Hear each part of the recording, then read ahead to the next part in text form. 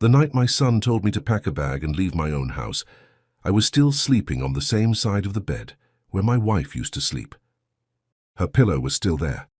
Her reading glasses were still on the nightstand. And downstairs my son was drinking coffee from the mug she bought me for our 25th anniversary, telling me I had become too difficult to live with. I wish I could tell you I yelled. I did not. I just stood there in the hallway, one hand on the wall, listening to the boy I raised explain why I no longer belonged in the house my wife and I spent 31 years paying for. Then he left for a vacation using my credit card. And 3 days later, when he came home, the house was gone. Not burned down.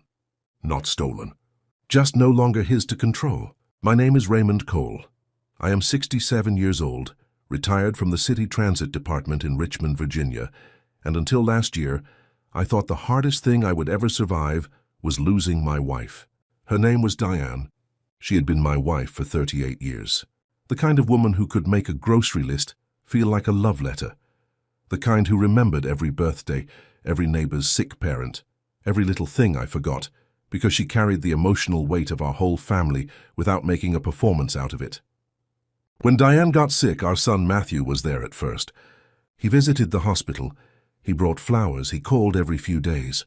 And when she passed away in November, he stood beside me at the funeral in a black suit, one hand on my shoulder, looking every bit like the grieving son people expected him to be. I believed him. That was my mistake. 2 weeks after the funeral, Matthew came to my house with his wife, Lauren, and their 9-year-old daughter, Sophie. He said they were having some temporary issues with their apartment lease. He said the landlord was raising the rent. He said they needed a place for a few weeks while they figured things out. Then he looked at me with red eyes and said, "Dad, you should not be alone right now anyway." That sentence got me, not because it was clever, because it sounded like Diane. She would have wanted family nearby. She would have wanted laughter in the house again. She would have wanted Sophie running through the hallway and leaving toys under the couch and asking me for pancakes on Saturday mornings. So I said yes. For the first month, I even felt grateful. Lauren cooked dinner twice a week. Sophie sat with me after school and asked questions about her grandmother. Matthew fixed a loose cabinet door in the kitchen and told me not to worry about anything. But slowly, the house stopped feeling like mine. It started with little things. Matthew moved my old recliner into the basement because he said it made the living room look dated.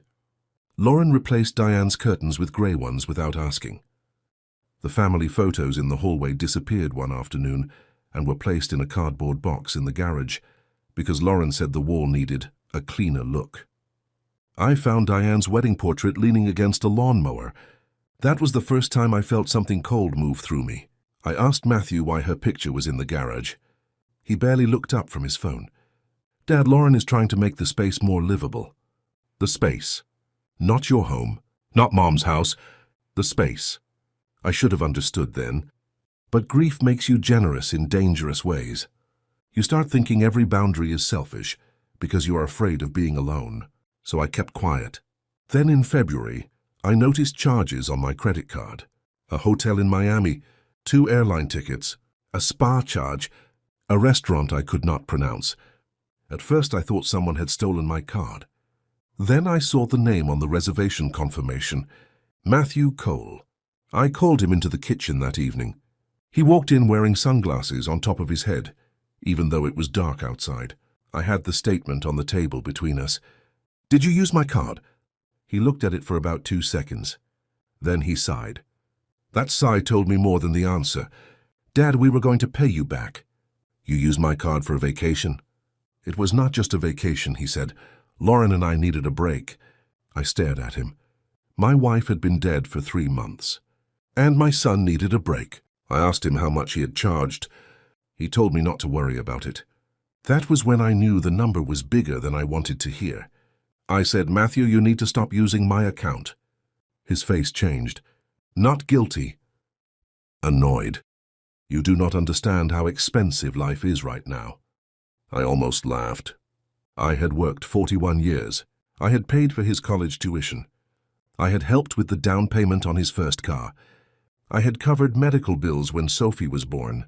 And now he was standing in my kitchen, telling me I did not understand expense. But I still kept my voice calm.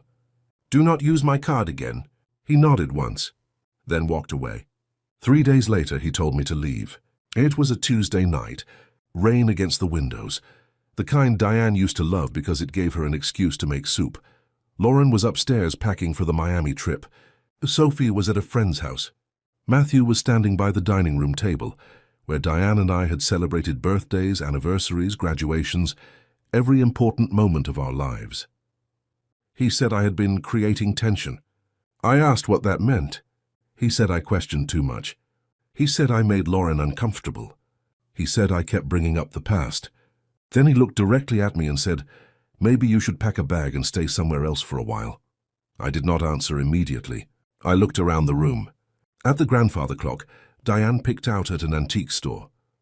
At the small scratch on the hardwood floor from when Matthew learned to ride his toy truck indoors.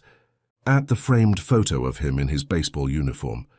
And I realized something painful. My son had not forgotten where he came from.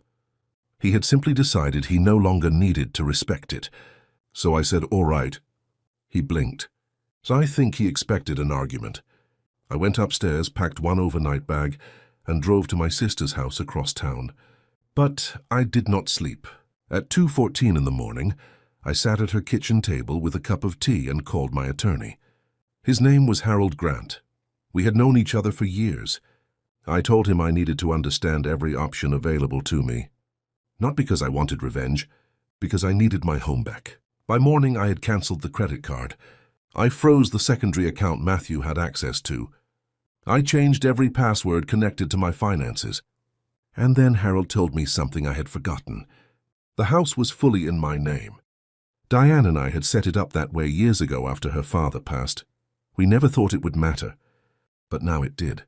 Matthew and Lauren left for Miami that Friday. I watched them pull out of my driveway through the window of my sister's living room. Lauren wore a white sun hat. Matthew loaded expensive luggage into the trunk. Sophie waved at me from the back seat. That part hurt.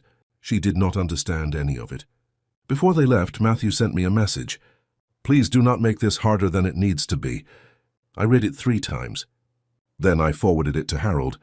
While they were on vacation, I went back to my house with 2 movers, a locksmith, and a storage company. I did not throw away their things. I packed everything carefully. Their clothes, their furniture, Sophie's toys, Lauren's kitchen appliances, Matthew's work equipment. Every box labeled, every item photographed, every detail documented. Then I changed the locks. I also listed the house, not out of anger, out of clarity. That house had become a mausoleum for Diane and a battleground for me. I could not heal there anymore. A month later, it sold to a young couple with a baby on the way. They loved the big windows and the backyard. The wife cried when she saw Diane's old rose bushes. She said she could picture her children playing there. That was when I knew I had made the right decision. Matthew came home from Miami on Monday afternoon. His card had declined at the airport, then again at the rental car desk, then again when he tried to order lunch. By the time he reached the house, he was furious. He called me 6 times. I let the phone ring. Finally, I answered. "Dad, what did you do?" I was sitting on the porch of my new apartment near the river, a smaller place, quiet, clean, mine. "I protected myself," I said. "You cannot just lock us out." "I can, and I did." He went silent. Then his voice changed. "Where are we supposed to go?"